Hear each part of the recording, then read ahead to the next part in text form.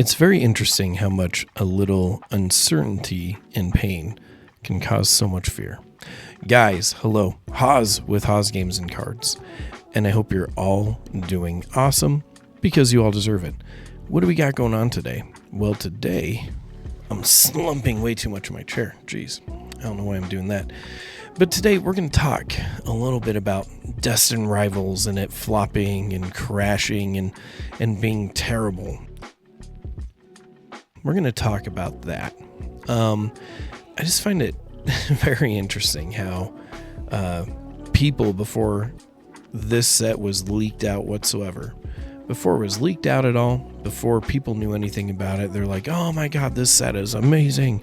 It will be the best. Pump it up. Make it huge.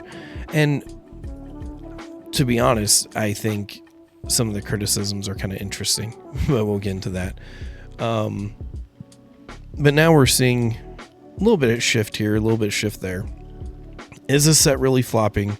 Are the prices really crashing? There are some things we need to consider. So first, where did it kind of start? We got this Orb Beetle, and people saw this and lost their shit. They're like, the first illustration where we see, oh my god, this set is terrible. This set is so bad. This set's bad. Totally mid. Get rid of it. Dump it. We don't want it. Feel wronged by things that people tell you. And I'm like, I don't know. I don't know what people were expecting. I personally kind of like this. I don't think it's that bad. You see, and I didn't even notice this before, but these are freaking spotlights. These are spotlights. The rocket guy's trying to outrun him. His Pokemon looks super badass and just ready to kick some ass and cover his back and stuff like that. I think that looks really cool. I don't know what people are talking about. I think that's a cool card. I'm not trying to shill for the set. I'm not trying to do anything because I came in with low expectations for this set, kind of like I do everything else. But yeah, I don't know. People are just freaking out about this card, being like, ooh, can't touch this set now. We cannot touch this set. I think it's one illustration rare. Even if this is the one illustration rare you don't like in the set, there's going to be more. This is a big set. It's two different sets put together. So I don't know why you're freaking out. But it's okay to freak out because that creates opportunity. Fear and freakouts create opportunity. And I like that. And then you have the Nidoking, which I think is cool. I like, first of all, I don't like full art cards that much anyways. Most of the full art cards don't look that great to me. Usually they're pretty just meh, and the backgrounds are meh. Secret illustration rares, of course, have like the pristine art to it. But even this is pretty cool. Giovanni hanging out. He doesn't have a nose, which is kind of weird. He'd get one of those. Does Giovanni always not have a nose? Giovanni Pokemon. He has a nose here, kind of. Just barely. But anyways, so we have this Nidoking, and he looks menacing. He looks pretty menacing. I hope if they do a secret illustration rare, they do some very menacing artworks, kind of reminiscent of the old Gym Heroes kind of cards, stuff like that. But even that isn't this bad. But you know, you have two cards, which I don't think they're gonna let the best cards out of the basket yet. You know, for as far as reveals go, I think they're gonna hold on to it a little bit. We have two cards, and people are losing their minds. Like all I feel is rage and frustration. They're going, oh my gosh, this set's bad, or this set's mid, and it's these two cards, and ooh, can't do it now. It's just funny how shakeable people's fear is and beliefs, and it just shows that they're not really in it for what they say they are. You know, there's the collecting side, there's the investing side, all that stuff, and you really do have to separate both. You know, some sets are definitely more for the investing side, which in my belief, even the worst sets, if you buy it at or below MSRP and hold on to it long enough, it's still a good collecting piece for sure, or investment piece. Like it'll gain money. It may not gain the biggest or fastest money, but it'll gain money over time. The worst sets have shown it time after time. You know, they will go up over time. I recently have come to the realization that singles are definitely not a good investment piece. Do not count on singles to be your investment piece, because it's like a currency. You know, if people's belief in it is high and the demand is high, people will always want to grab it. That's what makes it expensive, especially later on in the availability of it. But that's the thing, 10 years from now, the kids that grew up on Pokemon grew up on totally different Pokemon, and 10 years from now, they may be like, Charizard who? And may completely move on to that and Charizard may be worthless except to us old dudes who are alive in the 90s that are like, oh yeah, we love Charizard. So, just some things to think about with that. I don't think Charizard will ever lose popularity. I think Pokemon's really good at keeping them relevant in every stage of every Pokemon era. So these two causing a whole bunch of panic. So what's it looking like? People see that booster boxes on TCG Player at first were pre-ordering over $400, went down to mid 300s, low 300s, and all the way down to under $300. And it's actually kind of leveled off right here. 274 kind of seems to be the magic number. So about 275, depending on what shipping is doing and all that. 275 is the magic number. Now, if you're looking for packs to rip open, whatever, buy it at whatever price. I could care less. I think this is still a terrible price to rip at. And if the prices drop, I don't care about that either. In my belief system, print it to the ground so I can buy more positions and have a lot of it, because I know 5-10 years down the road, or whatever, however long it takes, because I'm in it for the long haul, this set will go up over time. Will it be the biggest set in Scarlet and Violet that goes up? I think not. Probably 151 is probably the bigger of this, or bigger than this set for sure. But you never know. I mean, this one could definitely be very close and hand in hand with it. But we do see this big drop, right? Oh, well, and to back up a little bit, I would not invest in this price either. I would go find it for MSRP or below MSRP and invest in it that way. If not, just wait. The people buying and oh man, I'm gonna get all chopped up here. So the people are so mad about scalpers. People are so mad about flippers. People are so mad about these new online stores. And we're an online store, HotsGamesandCards.com. We have a website. We are a store. We have distribution. We have all that good stuff.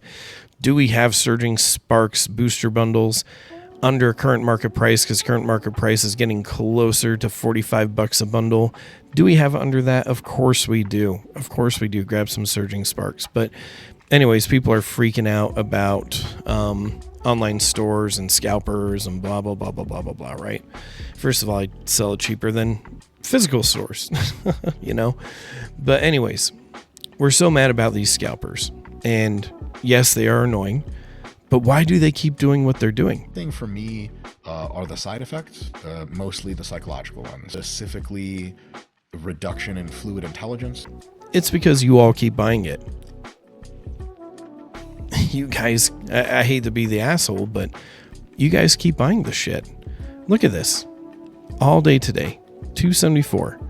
Even in multiple quantities, this dude bought 6 booster boxes at 274. Like, all day. Like, we haven't even made it to the bottom of today's sales. There's been so many. So 274 is what this is going for. And you guys are blaming online shops and blaming everything else, but one thing you have to remember, and I think I brought it up in a recent video, the people selling these booster boxes at these prices are your brick and mortar stores. They're the ones that are already established. They're the ones that have been in the game for quite some time, to where TCG Player says, yes, you can sell this as a pre-sale, because only these stores get to do that.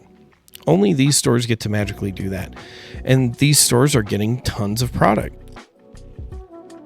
Tons and tons of product. Like the Top Choice Gaming, they have 60 of these booster boxes, and they're throwing them up for $320.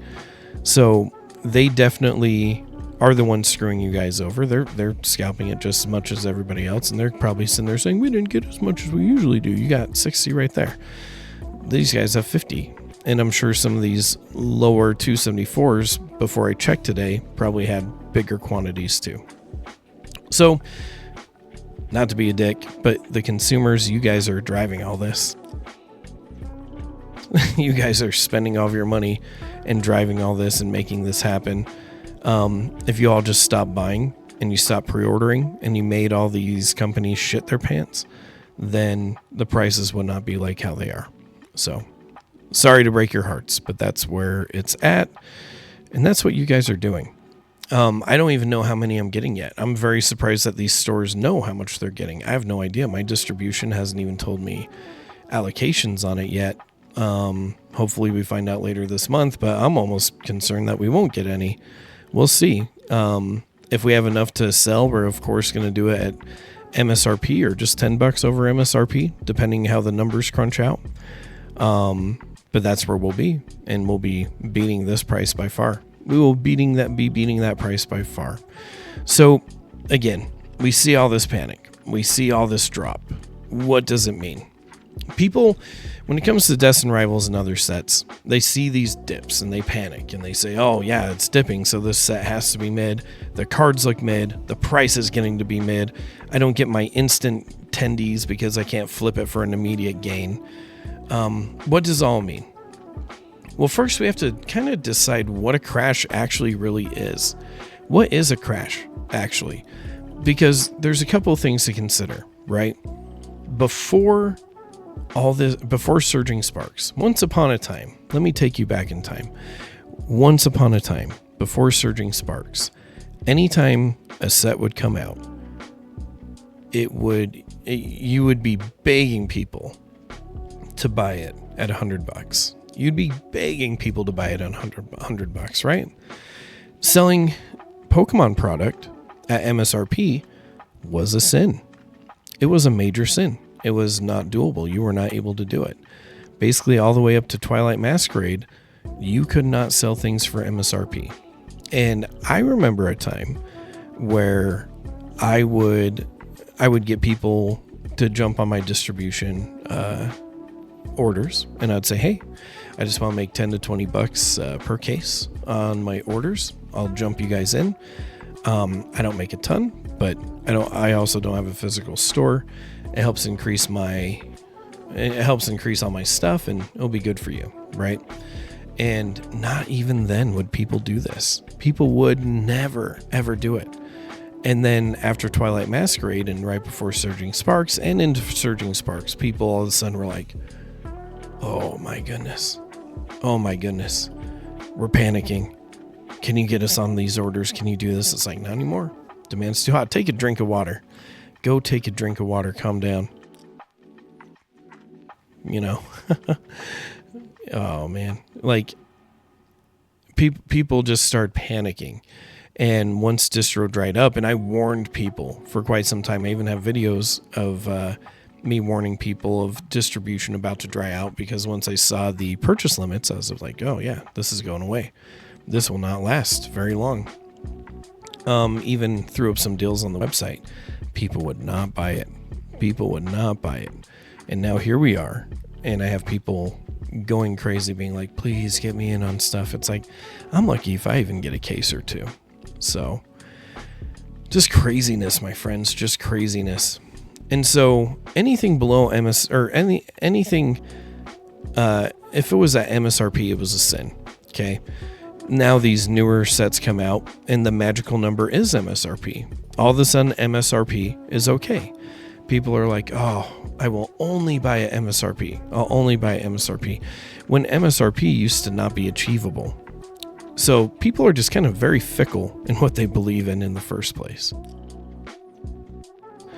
And you have to realize this market's not going to last forever. At some point, I'm going to get back to doing my big bulk orders, and it's going to be great because that's what I like to do. But I'll be doing these bulk orders, and people will not be wanting to do it because all of a sudden the price isn't high enough. It's not your free tendies, and people will definitely just be like, oh, if it's not expensive and I can't scalp it, or even people not scalping it, people want to see that higher price tag, and all of a sudden it's like, this is desirable, I must have it. But then as soon as it's available and easy to get, people are like, oh, well, I'll wait. It's like, what are you waiting for? If the price is under MSRP, what are you waiting for? And that's why I used to tell people, I'm like, it can't get better than that. It really can't get better than under MSRP. And so now we're to the point to where MSRP is okay. So is this a crash? Absolutely not. Is the price going down and correcting to where it should be, to where people's belief in the set is and all that crap, especially with their fear and panic about this set? Yeah, 100%. But in my opinion, it isn't crashed until it goes below MSRP. The suggested retail on this, of course, is the 160-ish area. This is not a crash until it goes below that. If we get below the expected value of the set, you're gaining. It's like me sitting there saying, well, I had $500 I put into crypto. It went up to 1,000, but then back down to 600. It crashed. I lost so much money. It's like, no, you're still up $100, you know? And so in my opinion, anything above MSRP is not a crash. It's a correction, and you guys are fine. You guys are going to live. But also, if you're buying in at this price, you're ridiculous. You're absolutely ridiculous. So don't do it. It's just not worth it. I know I will not be buying it for that price. And when I vend at card shows, one thing I always have people doing is they always come up to me with their blooming waters, or even pre-orders of this and stuff like that. I'm like, do you want to buy it from me? I'm like, absolutely not. No. I will gladly wait until things go down, and I will get stuff if I get anything at distro, then that's a win. That's good pricing. But I don't buy these overinflated prices. Even if I sit there and say, yeah, I'll do sealed product at 70%, like, unless it gets it down to MSRP or below or whatever it is, those numbers are so inflated. It's like, yeah, okay, maybe that's an exaggeration. 70% would actually put us in a really good spot. But just to straight out buy stuff and only take like a 10% cut of the current pricing, no, I wouldn't do that. And neither should you. You shouldn't do that. And I can guarantee you stop buying all the blooming waters crap that's getting scalped. You stop doing all the rip and ship stuff. You stop pre-ordering all this crap, and everybody just put their wallets away for a second. Everybody would be like, because, you guys are looking at this and panicking, and you guys are looking at this and losing your minds, losing your absolute minds. And being like, oh my gosh, this is crashing, but I should still FOMO, I should still do whatever, I should still spend because I need it. And it's like, you know what? If you have that mindset, you got to remember the people selling this have that mindset too. They're in so deep with their orders for a lot of this stuff that if they do not quickly flip it, they will get hurt. They will feel the same pain and panic that you guys have, and the prices will drop dramatically because they got to recover something to pay off bills or invoices, whatever it is, but you guys are enabling it. They're enabling you. It's going all around, and that's kind of where we're at. So the set is not crashing. You guys are fine. If it does crash, it needs to get below MSRP, and then I'll count it as a crash.